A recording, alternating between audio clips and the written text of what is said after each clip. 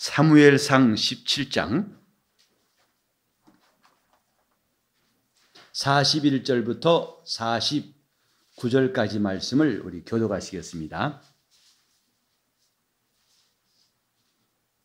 사무엘상 17장 41절로 49절까지 말씀. 블레셋 사람이 점점 행하여 다윗에게로 나아오는데 방패든 자가 앞섰더라. 그 블레셋 사람이 둘러보다가 다윗을 보고 업신여기니 이는 그가 젊고 붉고 용모가 아름다움이라. 블레셋 사람이 다윗에게 이르되 네가 나를 개로 여기고 막대기를 가지고 내게 나왔느냐 하고 그 신들의 이름으로 다윗을 저주하고 또 이르되 내게로 오라. 내가 내 고기를 공중의 새들과 들짐승들에게 주리라. 다윗이 블레셋 사람에게 이르되 너는 칼과 창과 단창으로 내게 오거니와 나는 만군의 여호와의 이름 곧 네가 모욕하는 이스라엘 군대의 하나님의 이름으로 네게 가노라. 오늘 여호와께서 너를 내 손에 붙이시리니 내가 너를 쳐서 내 머리를 베고 블레셋 군대의 시체로 오늘날 공중의 새와 땅의 들짐승에게 주어 온 땅으로 이스라엘에게 계신 줄을 알게 하겠고 또 여호와의 구원하심이 칼과 창에 있지 아니함을 이 무리로 알게 하리라. 전쟁은 여호와께 속한 것인즉 그가 너희를 우리 손에 붙이시리라. 블레셋 사람이 일어나 다윗에게로 마주 가까이 올 때에 다윗이 블레셋 사람에게로 마주 그 항우를 향하여 빨리 달리며 손을 주머니에 넣어 돌을 취하여 물매로 던져 블레셋 사람의 이마를 치매 돌이 그 이마에 박히니 땅에 엎드려지니라. 오늘 이 밤도 하나님의 은혜를 사모하는 여러분 심령에 하나님의 새 힘이 충만하시기를 예수 이름으로 축원합니다. 이 본문은 여러분들이 참 많이 듣던 설교 내용이고 주일학교에서도 어린아이들이 설교 제목으로 많이 듣던 내용입니다. 다윗과 골리앗, 참 유명한 이야기입니다.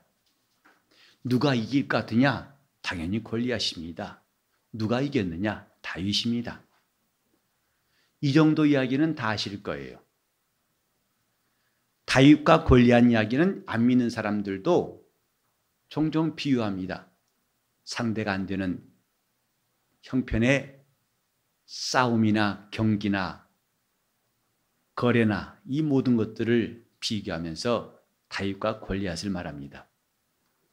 하지만 우리는 조금 더 이 말씀을 그냥 동화같이 이야기처럼 들을 것이 아니라 우리 믿음으로 볼 수 있는 시간이 됐으면 좋겠습니다. 하나님께서 사울왕을 세우시고 그로 이스라엘 군대를 움직이게 하셨습니다. 그때 블레셋은 이스라엘을 항상 괴롭히는 원수, 이스라엘이 하나님 앞에서 올바르게 행할 때는 그들을 제압하시고 이스라엘이 하나님 앞에 범죄하고 불순종할 때는 블레셋 같은 나라들이 오히려 가시체가 돼가지고 이스라엘을 괴롭혔고 어쨌든 항상 이스라엘 곁에서 그들과 앙숙이 되고 또 괴롭혔던 민족이었고 지금도 마찬가지입니다. 지금은 팔레스타인이라고 하는데 중동의 화약고라고 그러죠. 하나님께서 이제 사울을 움직여서 하나님의 군대를 모욕하는 블레셋을 치게 하셨습니다. 이때 블레셋의 선봉장은 골리앗이라고 하는 누구나 다 알고 두려웠던 유명한 장수였습니다. 이를 대하는 이스라엘은 처음부터 기가 팍 죽어가지고 이길 마음을 갖지 못합니다. 그래서 싸움터에서도 서로 마주보고 대항하는 현장에서도 그들의 모습이 얼마나 초라한지를 우리에서 볼 수 있는데, 자, 우리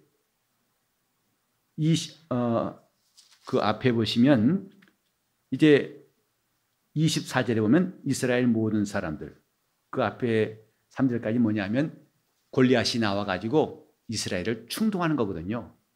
약을 바락바락 올리고 싸움을 거는 내용이 나와 있으니까 여러분이 읽어보시기로 하고 그 다음 절에 보니까 이스라엘 모든 사람이 그 사람 곧 골리앗을 보고 심히 두려워하더라. 그 앞에서 도망하며, 즉 적진 앞에서, 적 앞에서 세 가지 부류 사람들을 볼 수 있는데, 첫 번째는 뭐냐 하면 두려워하며 도망하더라. 그리고 25절에 보니까 더러는 가로되 너희가 이 올라온 사람을 보았느냐? 참으로 이스라엘을 모독하러 왔도다. 그를 죽이는 사람은 왕이 많은 재물로 부하게 하고 그 딸을 그에게 주고 그 아비의 집을 이스라엘 중에서 자유하게 하시리라. 도망가진 않지만은 인간적인 방법으로 나는 안 갈 테니까 누가 좀 가서, 왕이 이렇게 푸짐한 현상금을 걸었으니까 누가 좀 해봐, 이것이거든요.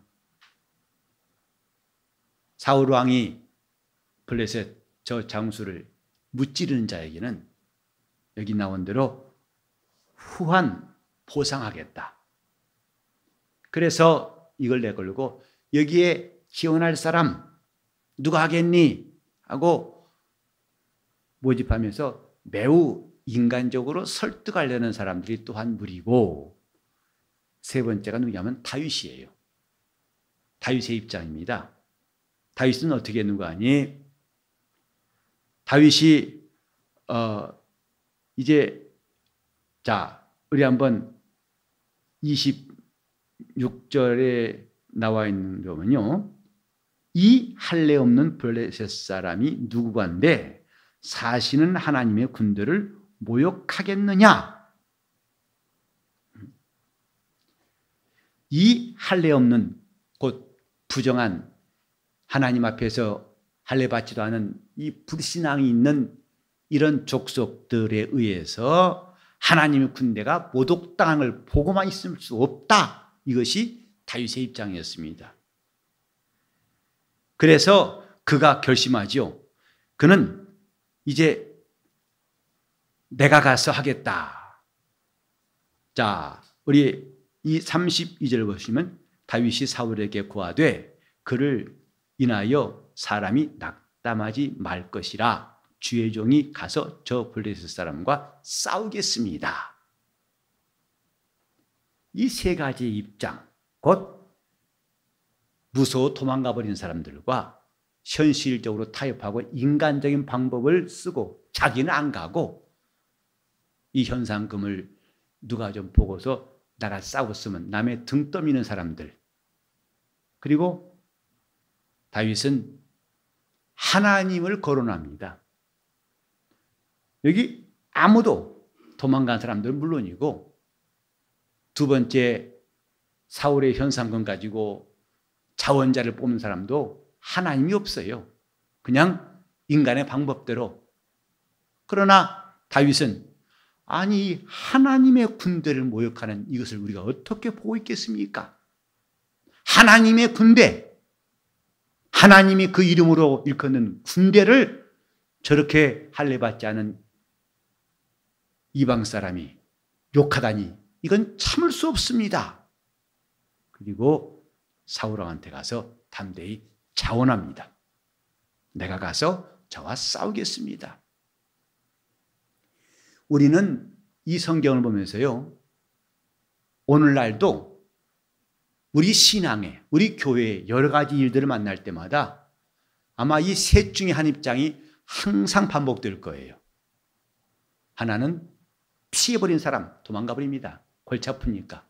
또 하나는 인간적인 방법으로 이러쿵저러쿵하고 나름대로 연구한 사람들. 그런가 하면 하나님께서 보실 때 하나님이 무엇을 원하시겠느냐, 그것을 입장을 떠나지 않고 신앙적인 입장을 가지고 한 사람. 교회 안에서도 마찬가지예요. 이 세 가지 입장은 똑같이 다 있어요. 자, 이 세 가지 입장 가운데서 성경은 앞에 두 입장은 다 재버렸어요. 마지막 다윗의 입장만을 쭉 아까 우리 읽은 49절까지를 말하고 있습니다.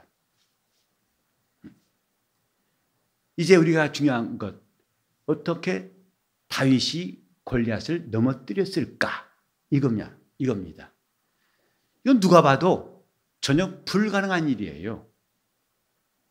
그런데 성경은 이렇게 되었다고 하니까 어떤 사람들은 성경은 무슨 재미난 이야기고 그죠? 이해가 안 되고 비이성적인 이야기라고 말하는 사람도 있습니다.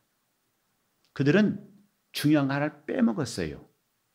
뭘 하나를 빠뜨리면 그렇게 말할 수 있을 거예요. 노아의 홍수도 그건 다 성경은 신화고 어떻게 그 온 땅에 물이 잠기고 산까지 물이 잠길 수 있는 물이 어디서 나와? 그렇죠. 그들 생각에는 그게 말이 맞겠지만 중요한 거 하나 빠졌어요. 그게 뭔지 아십니까? 하나님이 빠졌어요.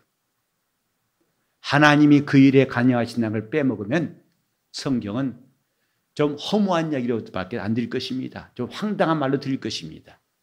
근데 그 하나님을 의지하고 그 하나님을 앞세운 사람들의 놀라운 이야기가 바로 성경이에요. 요컨대 다윗은 하나님이라는 것을 항상 빼놓지 않습니다. 그 상황 자체를 하나님의 눈에서 보려고 하고 하나님의 입장에서 해결하려고 하고 그러니까 하나님이 다윗을 이기겠더라는 것이 오늘 읽은 본문의 내용이에요. 신기한 것은 저 골리앗이 다윗을 보고서 기가 막혔어요. 왜? 군복도 안 입고 무장도 하지 않고 그리고 기껏해야 물맷돌 5개 가지고 나왔거든요. 그러니 이게 무슨 아이들 놀이터도 아니고 죽느냐 사느냐 전쟁터인데 서로 기세를 장악하려고 애써온 것인데 기가 막힐 지경이죠. 이 골리앗이 말했죠. 네가 나를 개로 여기고 막대기를 가지고 내게 나왔느냐고 43절에 말씀했어요. 네가 나를 개로 여기고 정말 골리앗 볼 때 기가 막힐 겁니다. 이렇게 다윗이 행한 것에 대해서 우리는 잠깐 좀 상고할 것이 있습니다. 참 나는 오늘도 종종 이 말씀 읽으면서 네가 나를 개로 여기고 그때 골리앗의 마음이 어땠을까? 웃겼을까요? 기분 나빴을까요? 어땠을까요? 그래도 주위의 자자한 명성에 가면 자기는 장수입니다. 백전노장입니다. 그 앞에 당할 자가 없다고 누구나 다 벌벌 떠는 사람입니다. 근데 앞에 나온 사람, 자기를 대적하겠다 나온 사람이 뭐냐 하면 소년이고 앳되고 그 다음에 물맷돌 5개 가지고 나왔어요. 어쩌자고. 나를 개로 여기고 사울왕뿐만 아니라 앞에 2가지 사람들 두려워 피해 도망간 사람들이나 왕의 현상금을 덜먹거리면서 누가 좀 가서 해보라고 남의 등 떠민 사람들이나 그들은 골리앗을 결코 개로 여기지 않았습니다. 뭐로 봤다고요? 용맹한 우리가 이길 수 없는 적장으로 봤어요. 그러나 다윗은 골리앗도 그렇게 말했어요. 내가 나를 개로 여기고 다윗의 생각을 다 다윗이 갖고 온 모양을 그대로 읽은 겁니다. 왜? 이건 싸우러 나온 사람이 아니에요. 개로 이기고 개 잡으러 온 사람이지. 그러니 기가 막히고 아마 어이가 없기도 하고 화가 났을지 몰라요. 그래서 여기 나오죠. 내 시체를 갖다가 이제는 이 새들에게 공중의 새와 들짐승에 먹게 하겠다고 그랬어요. 다윗이 사실은 골리앗 말대로 다윗이 골리앗을 개로 여겼기 때문에 싸움에 승리한 겁니다.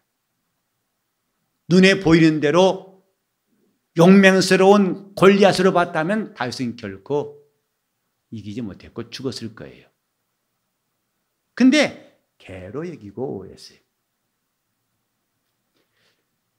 여러분 저 가나안 땅 들어간 12명의 정탐꾼 기억하시죠? 그들이 가가지고 같이 40일 동안 보고 와서 이제 결과를 보고할 때 뭐라고 그랬습니까? 10명은 말하기를 우리는 그 앞에 메뚜기 왔더라 했어요. 그러니 가면 죽는다. 그들이 눈치채기 전에 빨리 도망가자 그랬어요. 그러나 여호수아와 갈렙만은 아니다. 그들은 우리의 밥이다 그랬어요. 다윗은 골리앗을 개로 여겼어요. 여호수아와 갈렙은 그 장대한 가나안 사람들을 우리 밥이다 그랬어요. 어떻게 이런 말이 나올 수 있을까?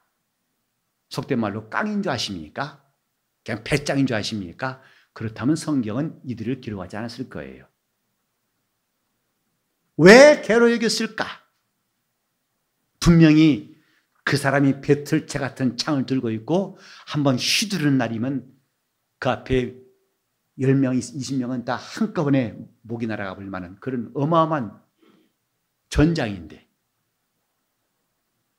네가 나를 개로 여기고, 근데 우리는 그 앞에 여러분 집에 돌아가 보십시오만은 사울한테 가서 싸우겠다 할 때 사울도 근심했어요. 네가 어떻게 싸우겠느냐? 안 된다. 했더니 다윗이 한 말이 있어요. 나는 아비의 양치는 사람입니다. 근데 만약에 사자가 와가지고 내 양을 물어갔습니다. 나는 그때 가서 쫓아가가지고 입을 벌려가지고 그걸 양을 끄집어내 왔습니다. 만약에 사자가 나를 해하려고 하면 나는 그 수염을 잡아 뜯어가지고 기어코 사자를 쳐 죽였습니다. 그와 같이 나도 이제 골리앗을 이기러 갑니다 그랬어요. 그러니까 자기가 양을 치는 목자로서 양을 지키고 그 용맹스럽게 하는 일들, 용기와 담력과 생각, 그와 똑같이 그는 지금 전쟁터에 나와 있지만은 골리앗을 개로 볼 수 있는 담력이 어디 있느냐? 그의 믿음에 있어요. 그가 하나님을 의지하기 때문에 그렇게 말할 수 있다 이 말이에요. 그래서 우리 45절에 보면 나는 만군의 여호와의 이름 곧 네가 모독하는 이스라엘 군대의 하나님의 이름으로 네게 가노라 그랬어요. 너는 내게 칼과 창과 단창으로 나오지만은 나는 하나님의 이름으로 네게 가노라.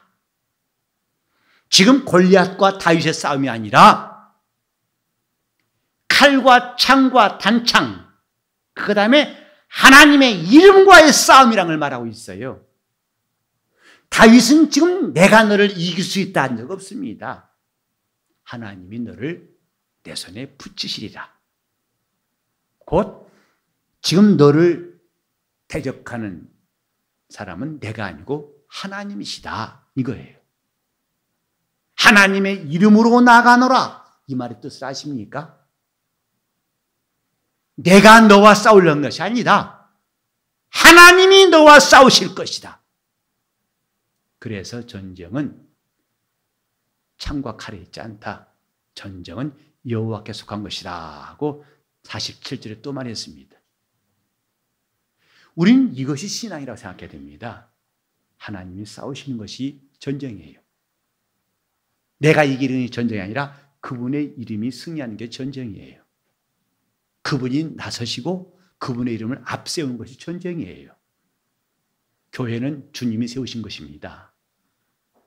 여러분 이것은 그냥 외우듯이 하는 말 하지 마세요. 주님이 세우셨기 때문에 주님이 싸우실 겁니다. 주님이 헤쳐나가시고 주님이 순종한 사람들은 붙드시고 오히려 그 일에 회방한 사람들은 그분이 다 흩어버릴 거예요.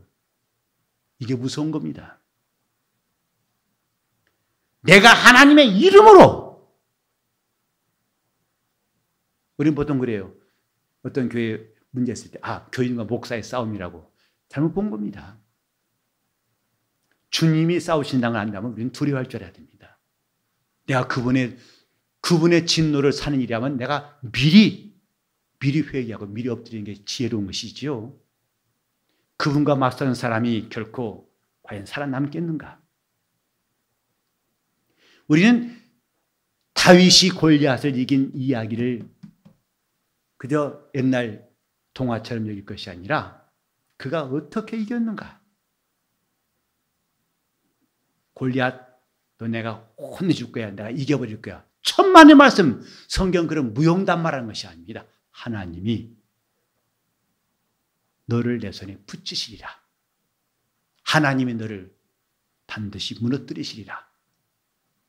하나님의 이름으로 그 이름을 앞세우고 나가는 것이 우리 신앙생활, 영적 전투입니다.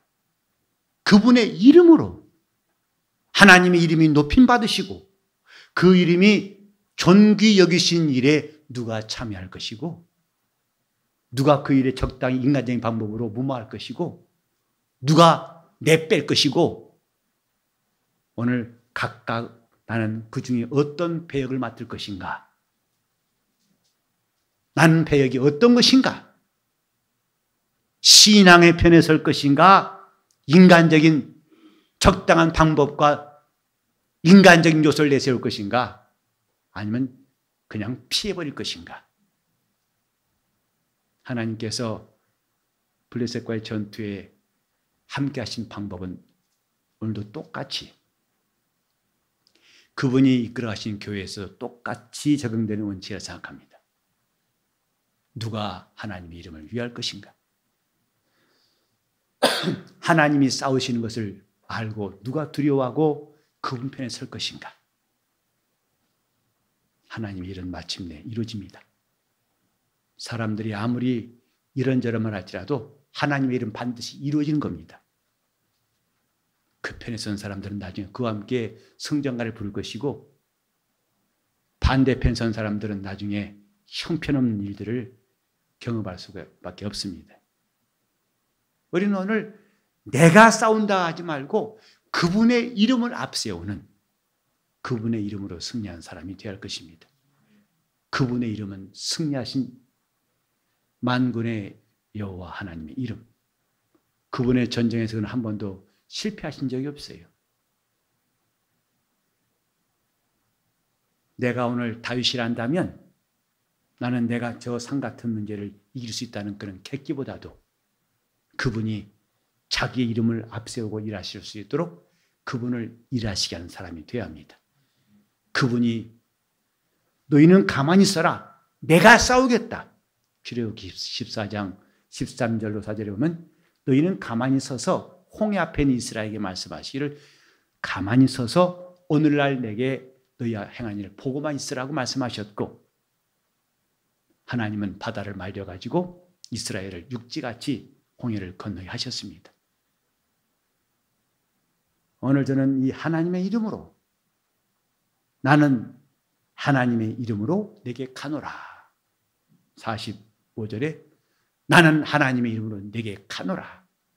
너는 칼과 창으로 내 경험과 위력과 힘과 권세로 나올지라도 나는 하나님의 이름으로 내게 가노라.